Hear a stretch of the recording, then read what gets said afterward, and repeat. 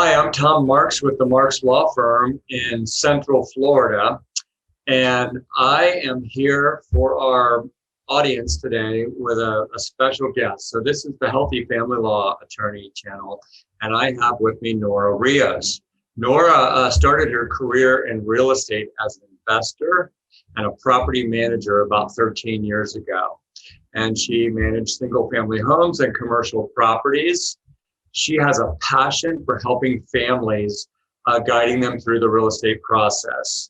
She enjoys working with sellers who want to get top dollar for their property through strategic marketing and good old-fashioned elbow grease. So I didn't know this about Nora, but she's got several accreditations. She's an accredited buyer representative. She's a seller representative specialist. She's a certified international property specialist, and she's a real estate negotiation expert. So Nora, welcome to the channel. Hi, Tom. Thank you so much. Thank you for the introduction. Thank you for your time and for allowing me to be with you today. You are welcome. So that's kind of your professional side and your accreditations and so forth. Tell us just a little bit about you personally. Okay, well, I was born originally in Colombia, South America. I grew up in Toronto, Canada, and I am married. I have two beautiful, I call them my kids. My son is 27 years old and my daughter's 17. She just graduated from high school this year. For fun, I love to exercise. I like to travel. I love salsa dancing, and I love binging when I really have to disconnect. I love to stay at home and binge on Netflix with my, I call him my nene. He's our beagle dog that we have at home. So he's just, part of the family. Well, great. Okay. Well, let's go ahead and dive in. We're in the midst of a hot real estate market. Tell our audience what's going on in the real estate market. Okay, well, Tom, we are definitely in a red hot seller's market at this time.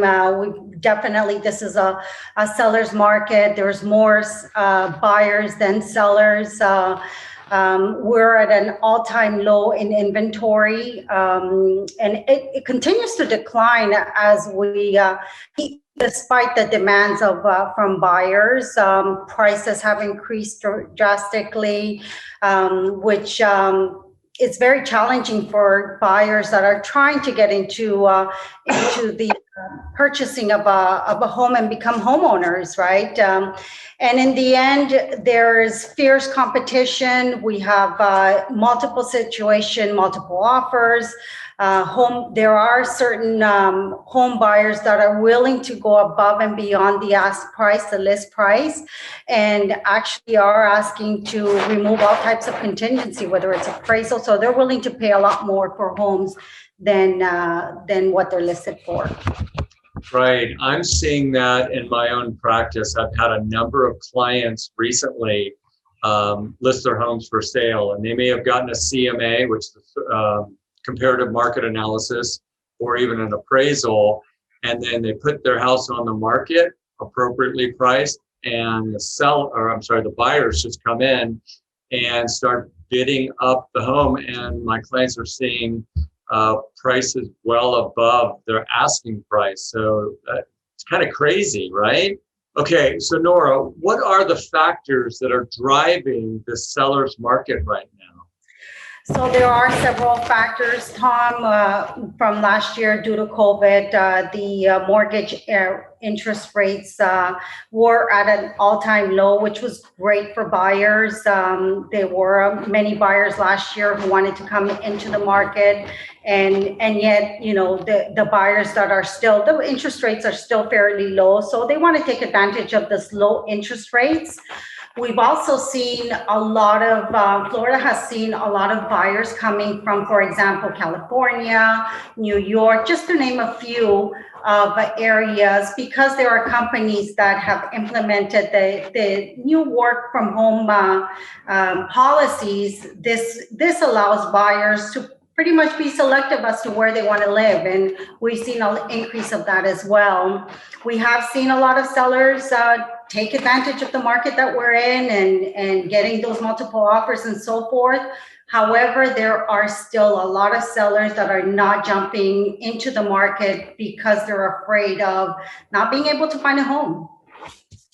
Right, of course. So I mentioned earlier about several of my clients are selling their homes for above the asking or the listing price. So how do you determine the right price to sell the home in this kind of market? So yeah, and I'm such a believer in education. That's why you should have a professional real estate professional to go to your house and do that comparative market analysis, which is also the CMA, to recommend you that range of price. Selling a house is so emotional, Tom. You know, it's a very stressful time for families. My goal as I go into families' homes is to go with a mindset of empathy regarding their current situation. Everyone has a story. So you're looking at the family's dynamic.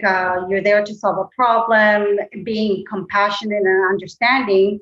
There is a lot of work to be done regarding the pricing from before I actually go to a home. I do, not only is the condition of the home very important, because that will determine what range that the price will be in. You're also looking at the neighborhood. You're looking at the trends for the market. You're at the final step before I actually do the recommendation. I'm looking at the actives. Who's the competition?